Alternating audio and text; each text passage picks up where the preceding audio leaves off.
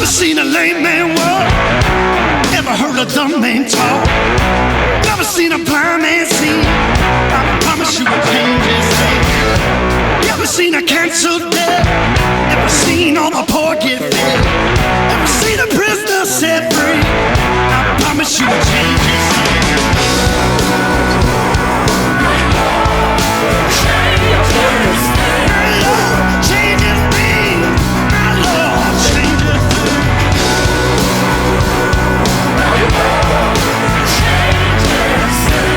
Can you hear me now? Church, can you hear me now? Ever seen a broken heart made whole? Ever seen an orphan find a home? Ever seen the weak find the strength? I promise you will change his thing. Ever seen the sick get healed? Ever seen a mystery revealed? Ever seen a death man raised? I promise you will change his thing.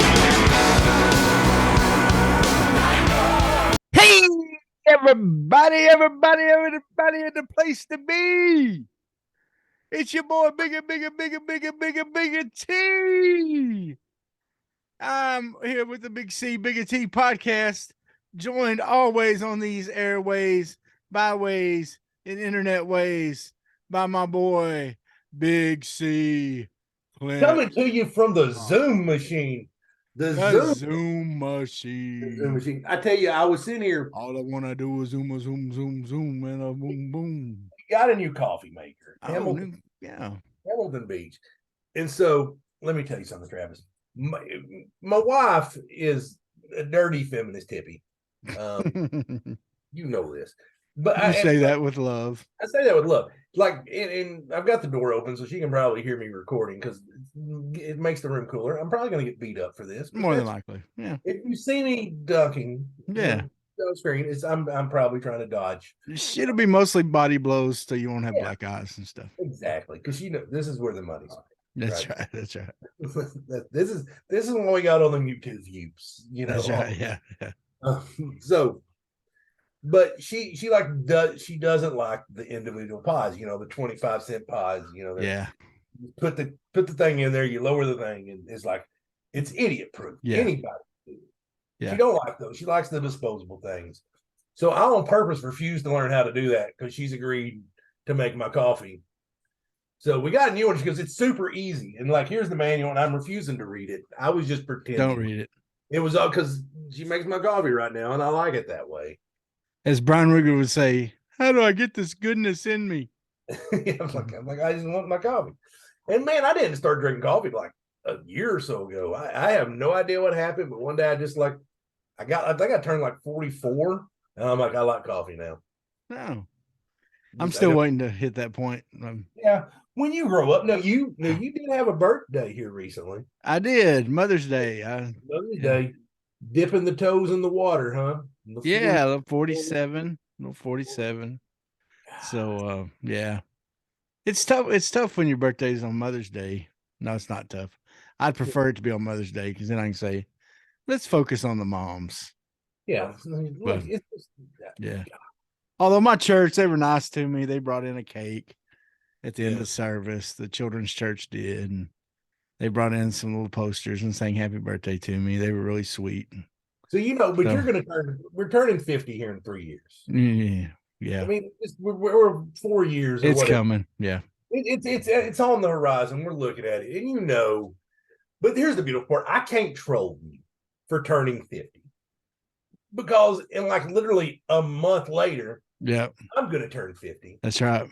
Like, because your birthday's first, then Branscom's, then mine, then Wesley's. Yeah. And if you don't know, that's our group of friends. We've been friends since junior high, all of us. So we used to have a Marco Polo group we talk in all the time, but no one talks. Yeah, it's gotten kind of slow here lately. Maybe kind of slow. It may speed up when school's out next week. I'm blaming Branscombe. Yeah. Got him a fancy shower. That's right. Fancy house, fancy shower. Fancy house, fancy shower. I'll be honest with you. I would be in that shower all the time. That's right. Just in there. I would go straight from the jacuzzi tub to the shower, just back and forth. Back and forth all the time. I'd be looking like a pickle. I'd be all That's right. but yeah. Well, hey, Clint, guess what? What's that?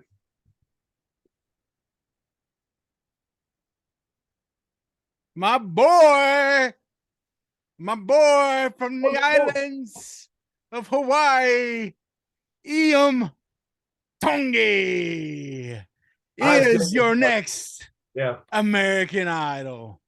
that's awesome. Did you ever watch him? Nope, refused. Oh, Clint, dude. Clint, you gotta just go watch his tryout video. Just Okay. watch it. Just watch it. The kid, he's 18 years old. I've never seen anything like it. Okay. You know, it's been a pattern on American Idol to where it's the good looking country guy has won. Right. Yeah. Okay. So the typical, you know, I drive a tractor, hunt buck deer, you know, drink my beer from a solo cup, or when I get old enough, I will. That, you know, those guys. Yeah. And he was competing in the top 3. There was one of those guys, which he was good. There was a girl named Megan Danielle. She's kind of a country singer / Christian singer. She was very strong in her faith, and Okay. a lot of people liked her for that. And then it was Iam, and Iam just won everybody's heart, and he really could do no wrong, man. And he just, dude, like, it was no doubt he was going to win. Like, as soon as and then in the finale was actually pretty good. It was kind of awkward because in the finale episode, you know, it's like 3 hours. The opening act was Pitbull and Little John. And who? Little John. You Oh, know, I not like Big Little John, but Little John. Little John. Little John. Yeah. Hey, yo. But I mean, but not exactly who you think of as American Idol material, right? Yeah. But you know, it's funny because I prefer The Voice as a show. Yeah. But what sets American Idol apart from The Voice or any other music is just the amount of stars. Yeah. That is produced. Like, I'm thinking, like, Chris Daughtry may be in the top 10. Yeah. And he's bigger than anybody from The Voice. You know, I'm just saying, and I'm not putting down Chris Daughtry's career. He's had a phenomenal career. Yeah. But and like freaking Adam Lambert, for Pete's sake, he's saying he is the lead singer for Queen. Yeah. I mean, a lot of them, and that's the thing, like Adam Lambert, you know, he didn't win. Right. You know, he wasn't the winner. And so the American Idol, really, you don't necessarily want to win it. Well, You know? yeah. In fact, with Iam, I was kind of hoping he wouldn't win it because I figured he'd have a better chance because, you know, a lot of times the ones that don't win it, you know, are the ones that do better. Well, but I mean, it's hard to argue with like Kelly Clarkson and Carrie Underwood as winners. I mean, come on, you know. Yeah. And but then you got like a Lauren Daigle who was, you know, just who didn't win. You got like you said, Daughtry. I mean, just some of those, but I mean, anyway, man, Clay Aikens had a career. I mean, yeah, and yeah. But it was so good, man. It was just so good to see this kid win. Yeah. But he even got some publicity on the week before. Joe Rogan had Jelly Roll on his podcast, and Jelly Roll tells Joe Rogan about his tryout. Yeah. And Jelly Roll was on the show, and Jelly Roll's like, I've already put it out there. I want to be a part of this kid's career. I want to do whatever it takes. And Joe Rogan and Jelly Roll watched on Joe Rogan's podcast, watched the tryout video that I'm trying to get you to watch. Right. And both of them broke down crying watching it and was like, that kid's amazing. And like, that's one of the best things I've ever seen. And I mean, and that's like, you're talking Joe Rogan podcast, dude, that's millions of folks, dude, you know, and they're in casual conversation, just talking about this 18-year-old kid. And you've been, you know, tooting his horn the entire season.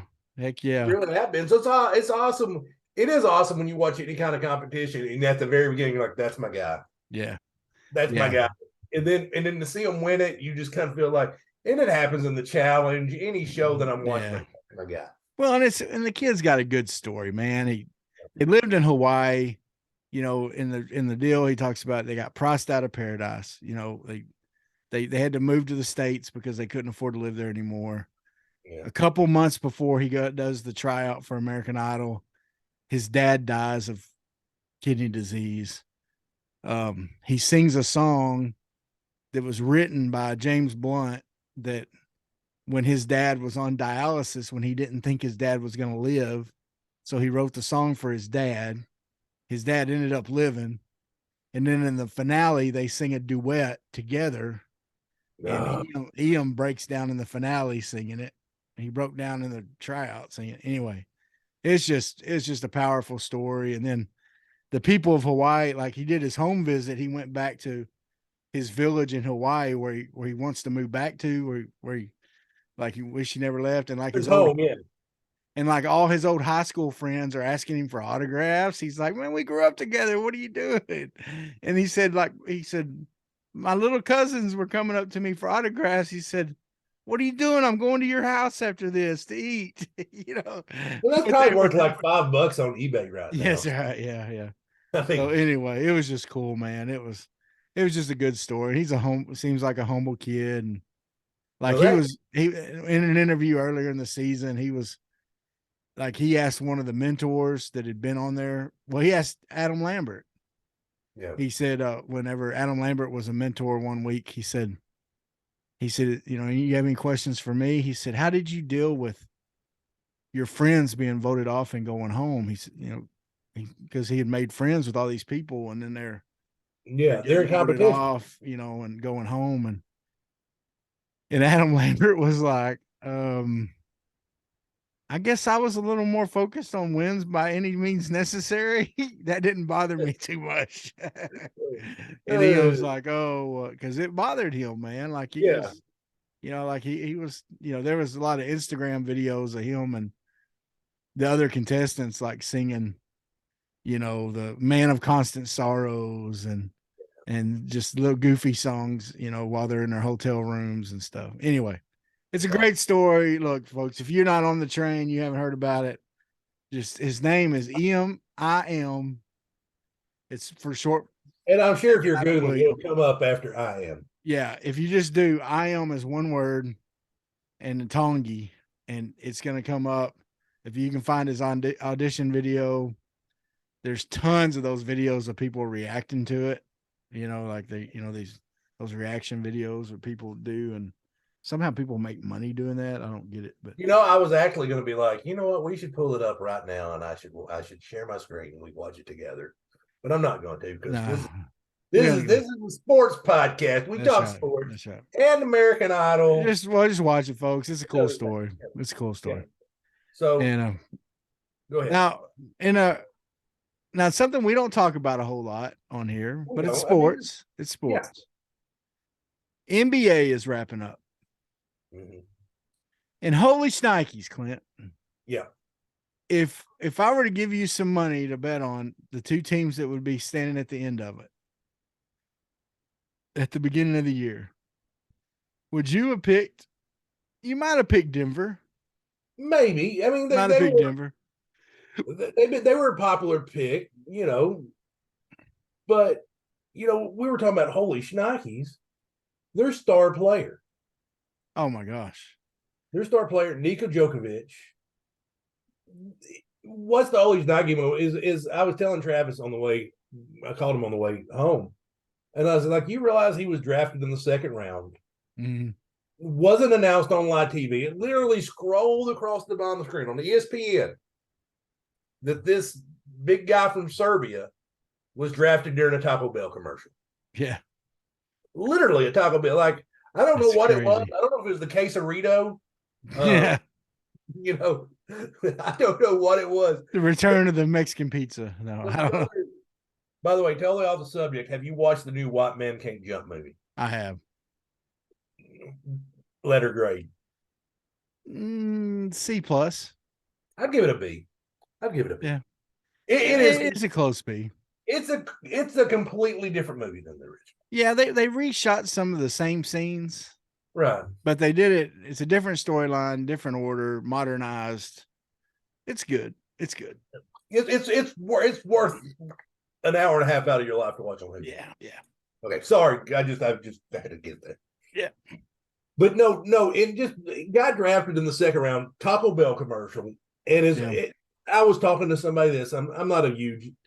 We mostly talk Razorback sports. We really don't talk a lot of pro sports because that's what me and you love. I love. It's not that I don't want to see my Razorbacks do good in the NFL, NBA, MLB. Yeah. It's easier for me to root for all of you at once. Those are the teams I'm passionate about. But man, I was talking to somebody. I said, if I gave you one pick to build a team around,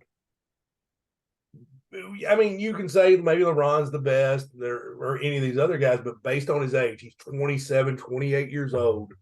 Yeah. 7-foot Serbian. They'll let him run point. He can shoot. I mean, he is. Well, what was it? He broke a record the other night. Most triple doubles in the playoffs. He beat Wilt Chamberlain. Triple doubles, broke Wilt Chamberlain's record. I mean, that's something special there. LeBron broke the scoring record earlier this season. I don't know. They're both pretty impressive feats. Yeah. Triple doubles in a single playoffs. That's pretty impressive. And he's still got the finals to go. Yeah. Man, if you've noticed, and I know we talk even less about hockey, there's 4, I think, playoffs going on right now. NHL, NBA, and I think all of them are danger of being sweet. Yeah. Like it's like I think Dallas is down 2-0. Yeah. I may be wrong. I don't know. I did not. I have no idea on the hockey one. I do know. But going back to the NBA. Go ahead. The other one is Miami Heat. Jimmy Buckets. And Jimmy Butler is killing it. And he's doing it with mostly a group of guys. He's got the Kevin Loves, but he's got a lot of guys that wasn't even drafted. Yeah. Bam Adebayo. A lot of guys that are just, at one time were nobodies. And to me, that's the most amazing thing I've seen since the first championship that LeBron went to with Cleveland. Yeah. You remember that one when he took that first Cleveland team to the finals? He put that team on his back. And name a player off that first Cleveland team. I can't. No one can. Or name one of them that did anything at another team. No. No, there was Big Z or whatever, the big white center dude, from wherever he was from. But, when there was hardly anybody on that team. But that's what Jimmy Buckets is doing right now. And he's not, he's never been, he's been a great player, but he's never been LeBron's a little different because LeBron could, if a big guy's giving you problems, he could go guard him. If a point guard's giving you problems, he could guard him. Well, Jimmy Butler couldn't guard a big guy, but he's still, man, that's just amazing what they're doing. Yeah. And what's happening is, Clint, the two best teams. You took the words right out of my mouth. I watched a little bit just because there's nothing else on. I won't, you won't catch me in the middle of the, season watching an NBA game. If you come in and I'm watching the NBA All-Star game, take me to the hospital. I've most likely had a stroke. Just be. But I'm just saying. But also, I can appreciate. I have not seen a team with the teamwork Denver has in a while. Yeah. After the game last night, LeBron said it. He said him and AD were talking after the game. And he said, in our time at the Lakers together, this is the best team we played. That's not an exact quote, but he was saying that they do, and he listed out the things they do, but good. And he said, they do this and they do this and they do this. He said, they're better than any team we played since in our time. He said, me and AD we're talking that they're the best team we played against together. Ball movement and, finding the open shooter, making the extra pass. I mean, it is just, they'll pass up a good shot for a great shot. Yeah. And my goodness, you got Djokovic down there 7 foot that can bail you out. The other night, this was maybe one of the most impressive things I'd seen. And it didn't get talked about. Brother had 11 rebounds in the first quarter. Yeah. 11 rebounds in the first. He was on pace for 44 rebounds. Yeah. I don't know. That had to be a record. Yeah.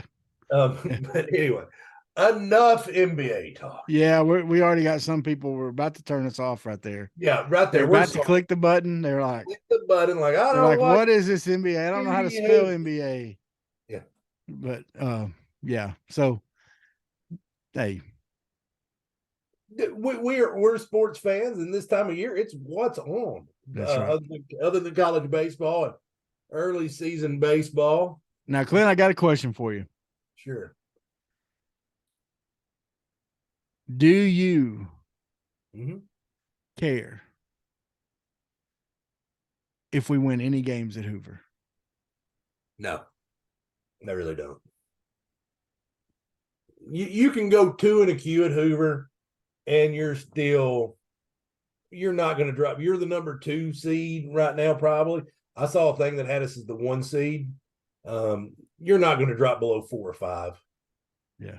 And I think the first game, I think he's just going to stroll an arm out there. I don't think. Yeah, we don't. He said today in a press conference he's going to let Hagen Smith go the second game. But he hadn't said who he's going to let go first game. I was telling you earlier, if it was me, if I was Dave Van Horn, I would get Adcock, Busby, Fausch, Zach Morris, any of the guys, McIntyre, all the guys that need some confidence. And I would put them out there for just a few innings. Yeah. And hope that they do really well. And I would just try to get my guys some practice. I would get some of the guys, I would rest. Bolton shouldn't play at all. Rest that ankle. Yeah. Let him get ready for the regional. Anybody else that, let Wagner hit because he needs to get back used to hitting, putting, toward the top of the lineup as he usually is. And let him hit some, try to get him back, him and Josenberger, get them back in form, but I would just, I would use these as practice games. Every game you go out, you're going to try you want your guys to try and compete as hard as you can. I think you treat it like a Wednesday series. But I would not let any of my stud pitchers go a lot of innings, a lot of pitches. I don't think you're not going to see a call the cop situation. No, you're not going to see that. I would let, I wouldn't let Woods pitch more than a couple innings. I wouldn't let, let Smith pitch just a few innings. Let Tigert get out there. Tiger's still on the comeback, so let him get out there, get his arm loose, good and everything. Give him whatever he needs, and then get him out of there. That's the way I would approach it. Now, Van Horn's smarter than us, so he's gonna paid a little bit more than we do. Yeah, but we have a podcast. Yeah, that's right. Well, you got an SEC Coach of the Year. We have a podcast. That's right. By the way, congratulations to him, Coach of the Year. Yep. We didn't get for being, winning the SEC or sharing the SEC, whatever we did. We didn't have that many people in the SEC first team and all that. However, that's why he's Coach of the Year. Yeah. Because this has been a great year, and you got to think he's going to be in there for the National Coach of the Year. The talks. Well, this team wasn't billed as that team, and the injuries they dealt with. Now, I'm going to ask you a question. Does LSU have a gripe? And I'm not seeing anybody bring this up because, frankly, we don't care about LSU. But Arkansas finished 20-10. Florida finished 20-10. LSU finished 19-10 because they had a game rained out. Had they played that game and they won, there would have been a 3-way tie for conference. I would feel gypped if I was LSU that I didn't get a conference championship just because I didn't play a game. Yeah. Yeah, if I was an LSU fan, sure, but we don't like LSU fans. So. Yeah, so I don't care. I hope you're all salty. Yeah. Because I've yet to see the SEC make a good ruling. Well, now we'll eat their boudin. I will eat their boudin. Thank you. And their gator sausage. And by the way, I sent that episode to my mom, the last week's episode where we talked about boudin and all that kind of stuff and food and the meat market in Clinton, all that. Right. It was her favorite episode of ours, by the way. Well, that's awesome. I enjoyed it. I really did. I enjoyed it. I thought it was probably no one else enjoyed it, but she was like, and then y'all started talking sports and you lost me. So I was like, okay, Mom, as long as we talked about funny, goofy stories, we're good. But but the times, they are changing. I think this is our last year with the traditional SEC West and East as we know it when it comes in terms of football. Yeah.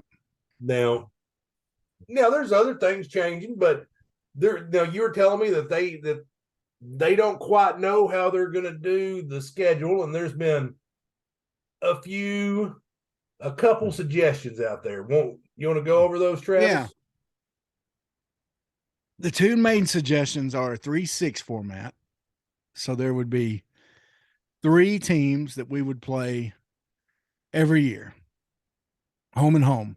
Okay. So, and those 3, this is all preliminary talk. This is not in stone. Okay.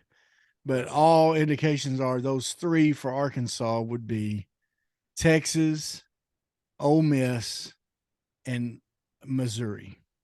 And I like those 3 teams as their permanent. Yeah, I think that's you'd kind of like to have LSU, but they're not going to do that. Okay, LSU is going to have Ole Miss, they're going to have Florida, and they're going to have A&M probably. Yeah, well, because they really tried hard to build that A&M LSU rivalry. Yeah, so and they're trying hard to build the Missouri Arkansas. And then the 6 teams would be just randomly 6 teams rotating in and out. Yeah. Every year. So that's your 16 teams. The other 6 will just, like you'll play Alabama one year, play Georgia the next, Yeah, something like that. So that would be, that's one pattern, and that's the most popular. Okay. I think that's the one that most people think will happen, that will get voted. Okay. Well, and I think so. I think it's the best way. The only thing I don't like about it, because you're going to kind of judge yourself, because you'll see that pod as your conference in a way, unless they just do top 2 teams. Who knows? But in one hand, it's cool, but Texas will have probably Texas A&M, Oklahoma, and us.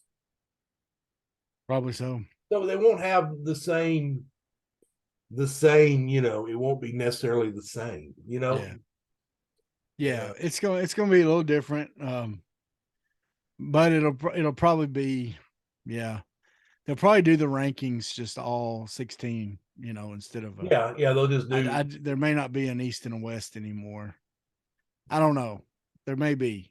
I don't think there will be. I think if you do that, it is because you're playing. Because you'll be playing Florida one year, not Florida the next. Yeah. Kentucky one year, not Kentucky the next. But, in a way, I like it because, when's the last time we played Vanderbilt? Yeah. And usually we happen to catch Vanderbilt when they have a good quarterback. Yeah. We'll catch them when they have, Jordan Rodgers or Jay Cutler. We won't ever catch them when they're averaging 5 yards a game. Yeah. Now the other one is a 1-8.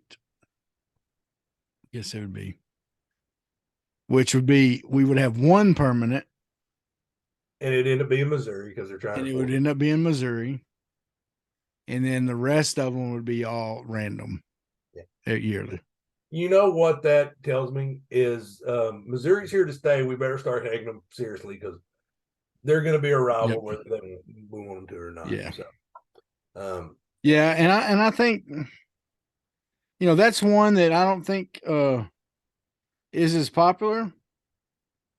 And I don't think it's as popular, but there's talk that it may pass, that it's got some people that like it among the school presidents or whatever, or ADs or whoever is voting on it.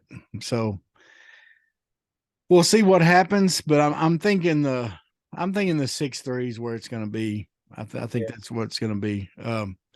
Now with that, there was some big news last week, some rumors, if you will. I don't know if it was quite rumors. Your segue was totally different than what mine was going to be. Okay. You're doing a good job. Thank you. Going, kiddo. It came out that some ACC teams are actively looking to leave the ACC. Among those are Miami, Florida State, Clemson, North Carolina. Who else? Well, there's rumors Louisville to the Big 12. Yeah. Here's the thing.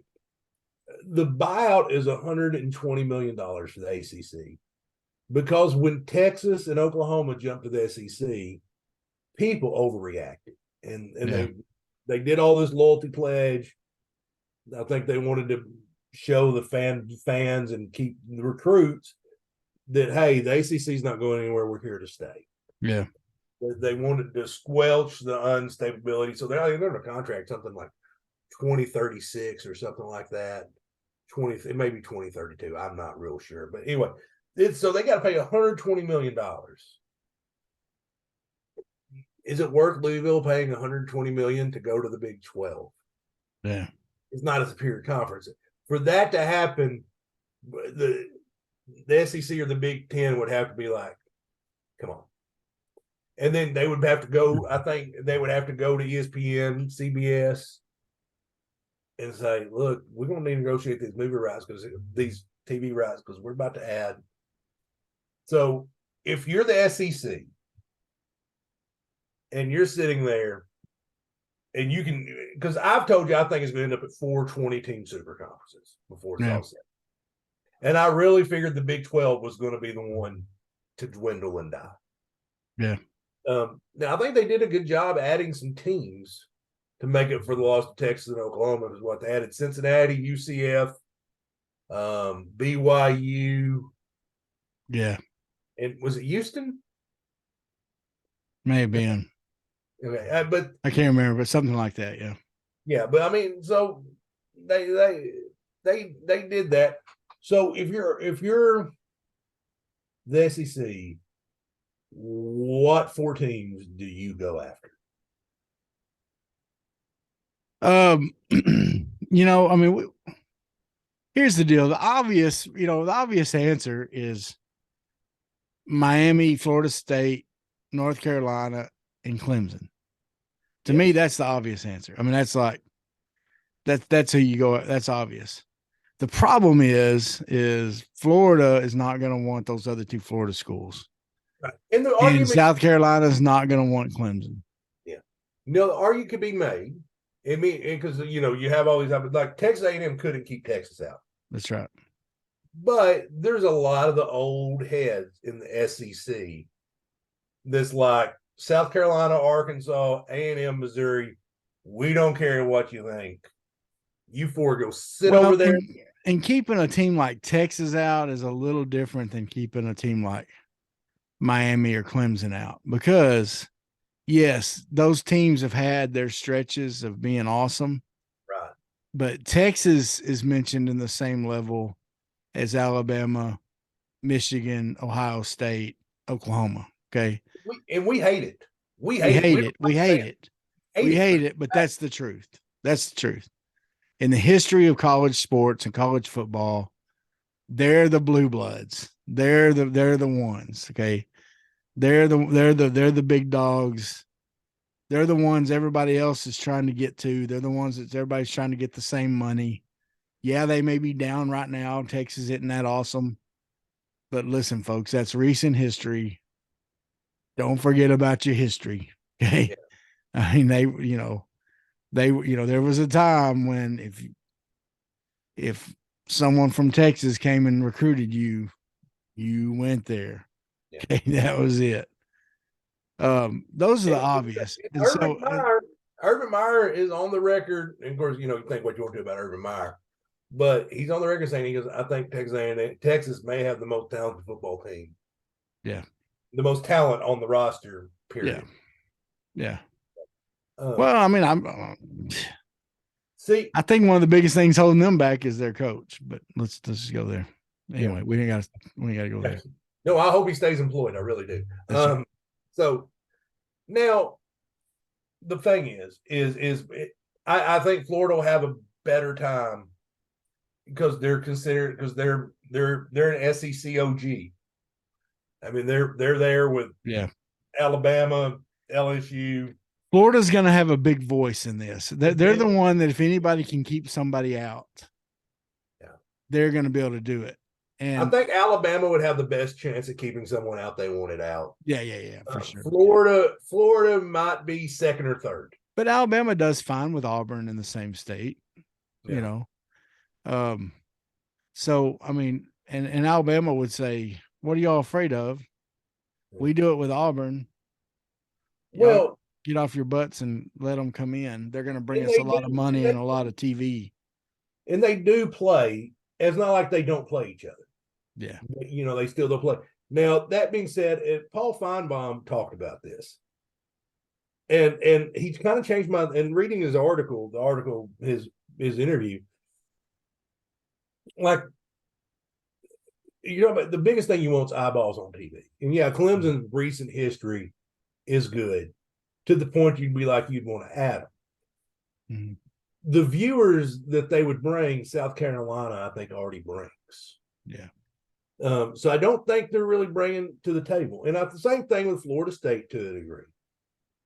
So Miami, I think, is very attractive, that Miami market. Yeah.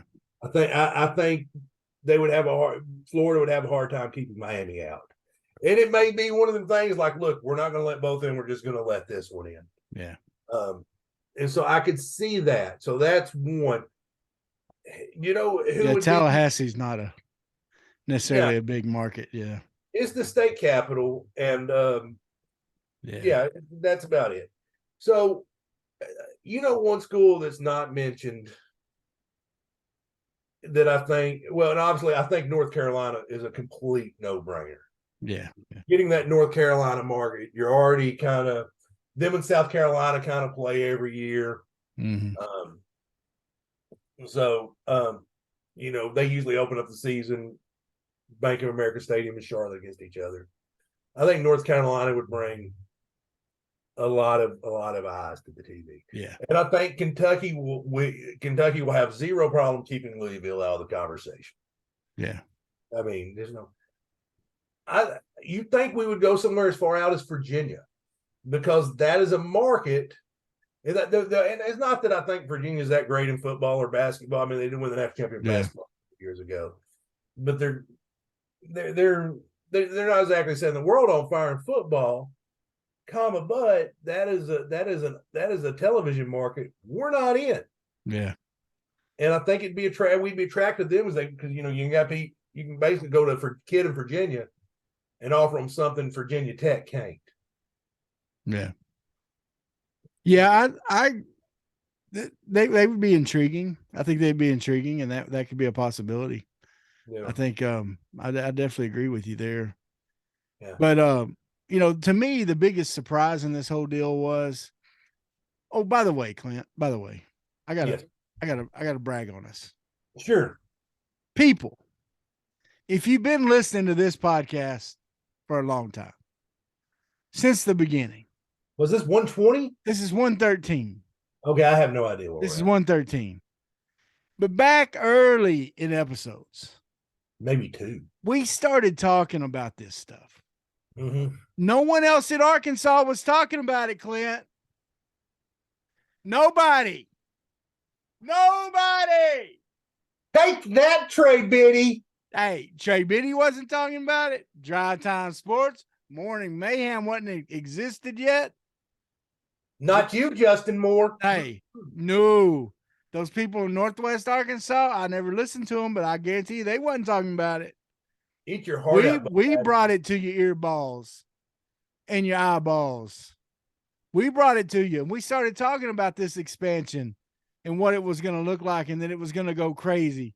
And then what happened? First dominoes fell. Oklahoma and Texas is coming to the SEC. And then all of a sudden, all this other stuff. Who brought it to him first, Clint Clark? Who brought it to him? The Big C Bigger T podcast, folks. That's why Paul Feinbaum says that looks interesting. Yeah. I'll have to check that out. By the way, the 4th team I think we bring, Duke. And the reason I'm saying is not for football. No. It's just, number 1 for GPA. That's we already got Vanderbilt. Right. And then basketball. We might kick Vanderbilt out and replace them with Duke.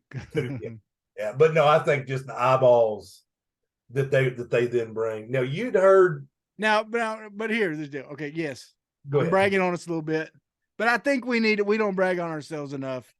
Look, we're a fan podcast, but we also consider ourselves to be forward thinking. Okay. Yeah. And we think about the big pictures of things a little bit on here. That's just something we've done. We've discussed, like we've talked about, the stuff with Musselman and the NIL and the transfer portal. We've talked a lot about what the future may look like. Here's an example. We might be onto something sometimes, folks. Yeah. I know we're big goofballs most of the time, but look, I'm not trying to go total Jim Rome on you, but we might have something here. There might be something in between this. That little squirrel that's rolling around in there might be chewing on something good.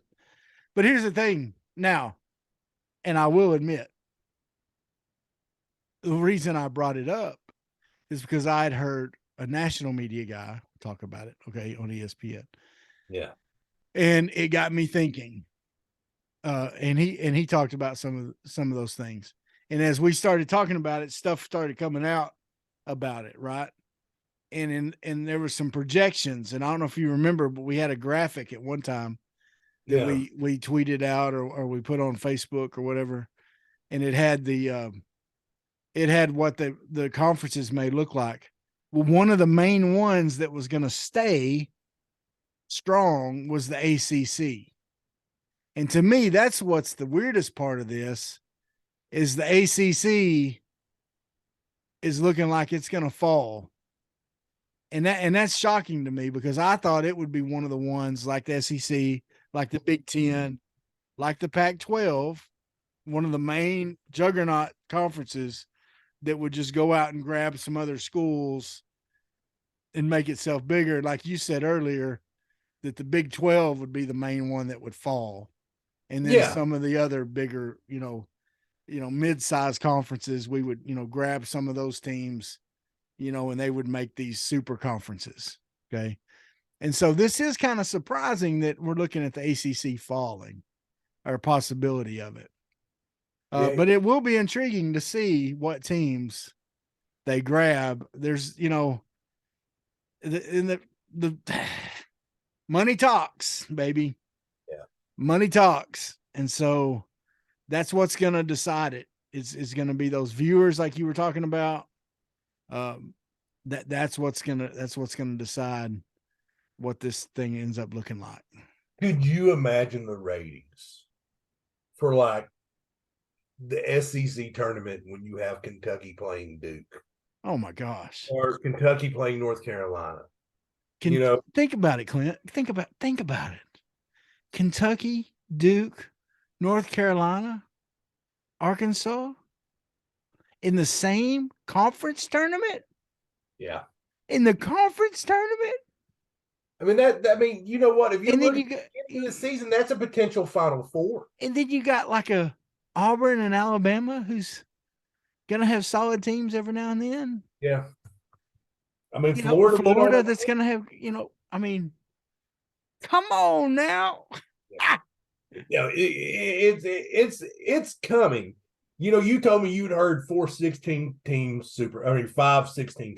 conference, which what the ACC and Big 12 and Pac 12 are down.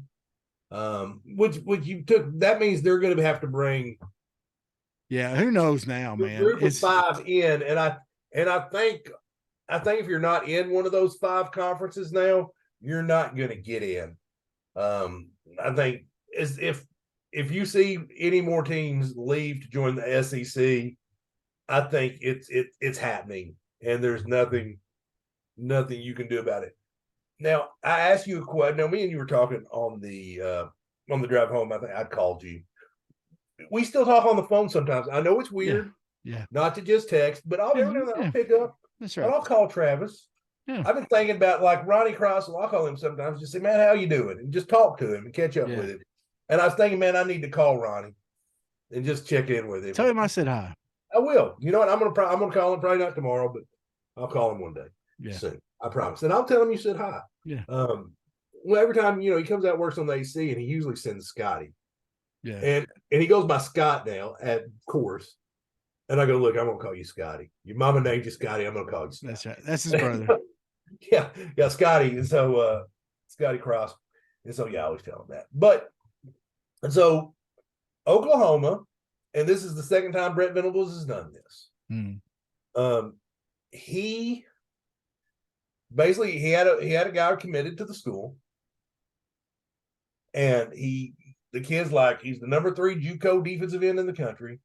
Took official visit, whatever. He went and visited Illinois to see, okay, let me look at this. And Venables, instead of saying like, hey man, everything fine, said, you know what? You're not committed. I'm pulling your scholarship offer. Yeah. Are you okay with that? No. I would like to be able to do that if I was a coach. That's what Mack Brown got in trouble for at Texas. Bielema tried to do that at Arkansas. Yeah. Bielema tried to do that at Arkansas. He wouldn't offer. Bielema got in trouble because he wouldn't offer kids until they said they wasn't going to take any more visits. Yeah. He wouldn't, Bielema was stingy with his offers. That's what, you hear like Trey Biddy and some of them talk about it, and Danny West and them, they talk about, he had to play catch up a lot of times right before signing day and take some players that were probably just walk-on material or that were lesser material, going to smaller schools, because he would wait till the last minute on some of these players, because he didn't put out a whole lot of offers and then call them. He would, anyway. No, that's to me, you can't do that nowadays because kids are so wishy-washy. You got to make an offer. And here's the thing too. If you want them to be like that, to make an offer, to stick with what they say, then you got to model it yourself too. Yeah. And coaches ain't going to do that. Yeah. And so make an offer. If they, want to go visit somewhere else, if you don't have the product to convince them to stay with your offer, then see ya, I mean, then they're going to go, and that's all right. I mean, it's not, it hurts, cause you put a lot of time and effort into it, but nowadays you just can't do that. Back in the day, maybe you could. When Mack Brown was winning at Texas, he could get away with it. There was a kid at, I think he was at Warren, maybe, or somewhere here in South Arkansas, that was committed to Mack Brown at Texas.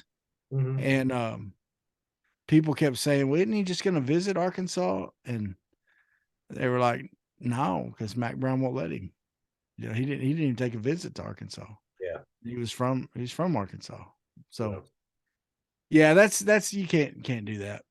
You know, Oh, anymore. well, you know, Mac Brown pulled something similar with Jacoby Criswell. Yeah.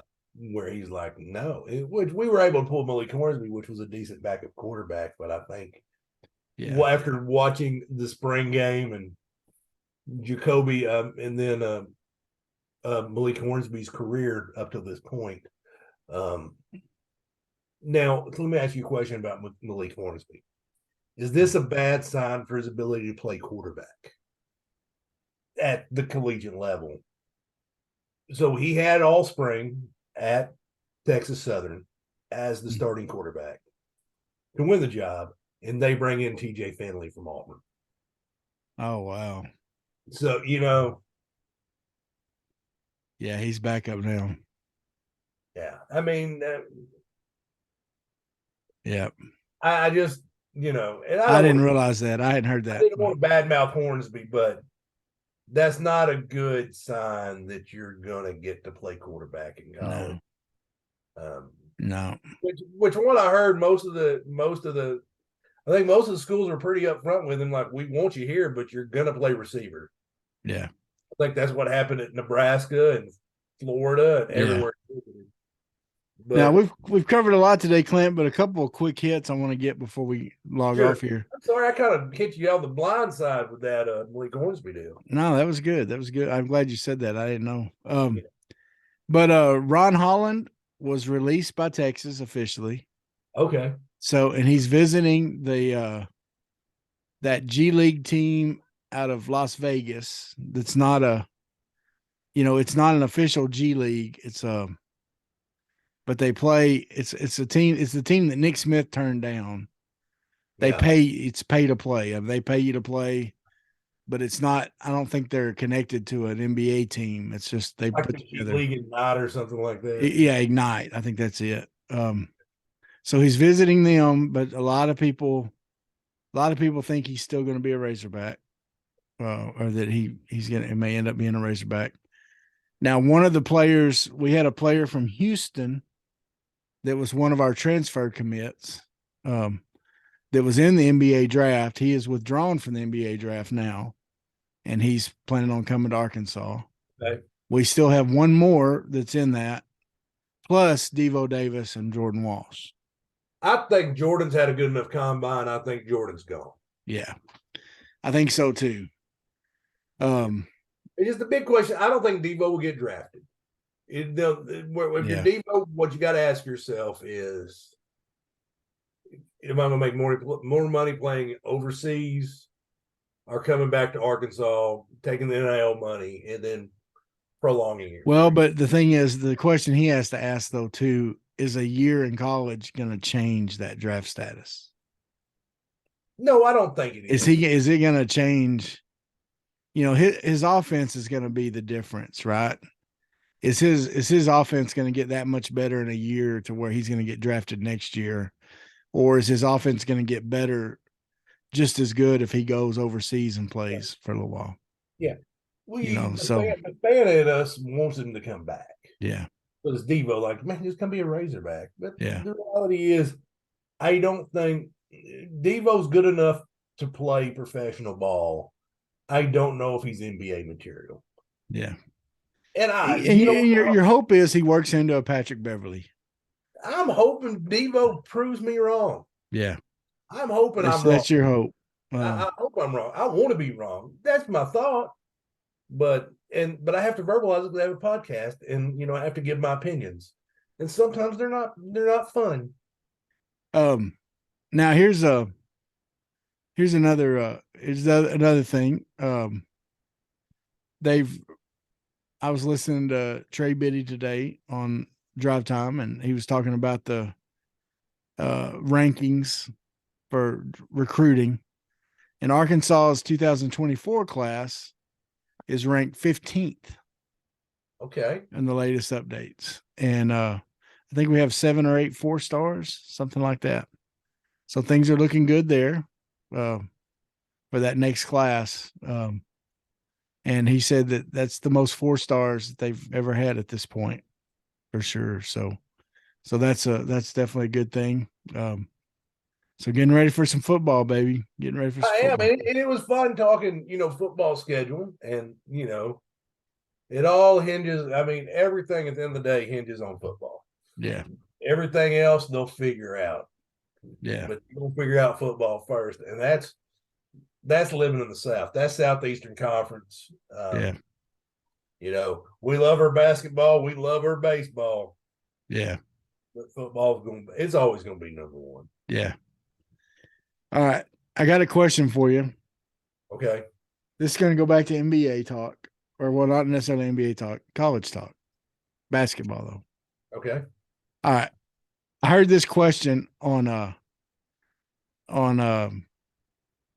Colin Cowherd's show. Okay. So just to tell you where I'm stealing it from. Okay. Sure. Everything in life is stolen from somewhere, right? Everything good in life. Okay. But here was the question that, no, wait. No, it wasn't Colin Cowherd. It's Dan Patrick's show. It's the Dan Patrick show. And he's interviewing Reggie Miller. Okay. And they were arguing they were talking about Jordan's college career, Michael Jordan. Would you rather have Jordan's college career or Tyler Hansborough's college career?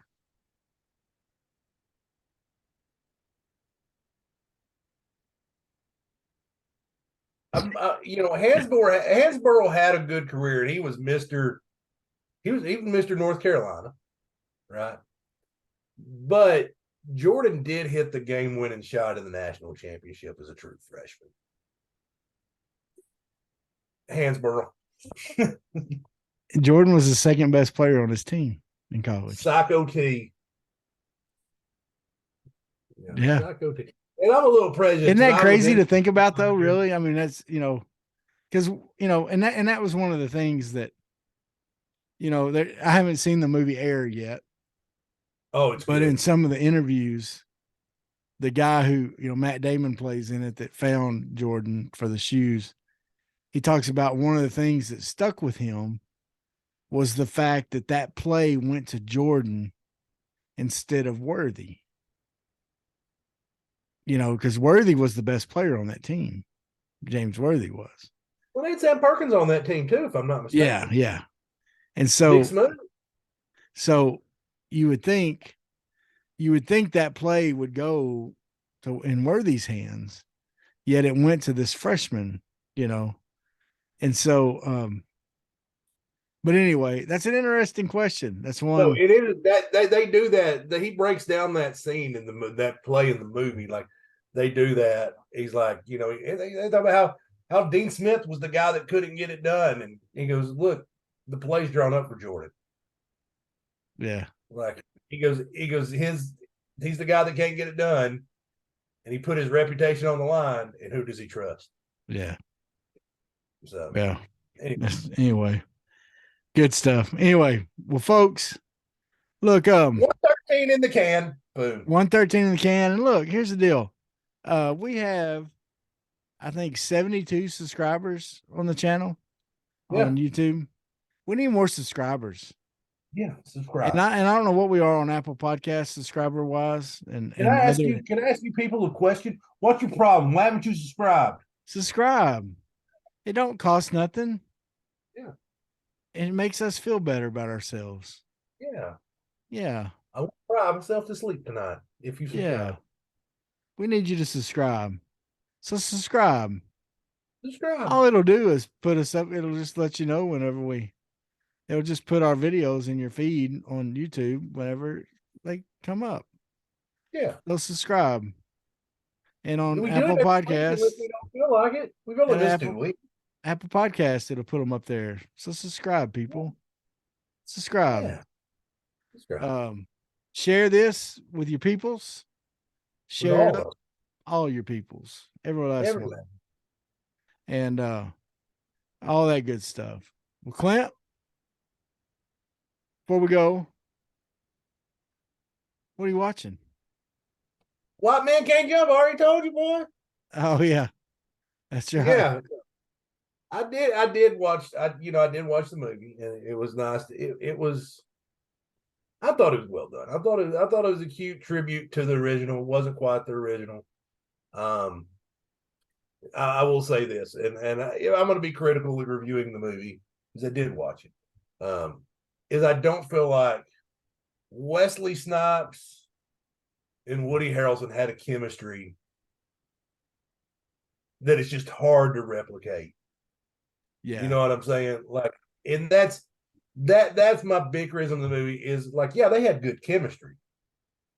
But when your two main actors in the movie have great chemistry, and this is going to seem like I went out on the other side of left field, but like if you watch My Cousin Vinny, the guy that plays the judge, Herman Munster, yeah, and Joe Pesci, their chemistry makes that movie. Yeah. And I feel the same way about White Men Can't Jump. The chemistry between Wesley Snipes. Yeah. Yeah. Wesley Snipes, to be honest with you, I love White Men Can't Jump. Okay. Love it. Grew up on it. Love it. To me, the original had better trash talk.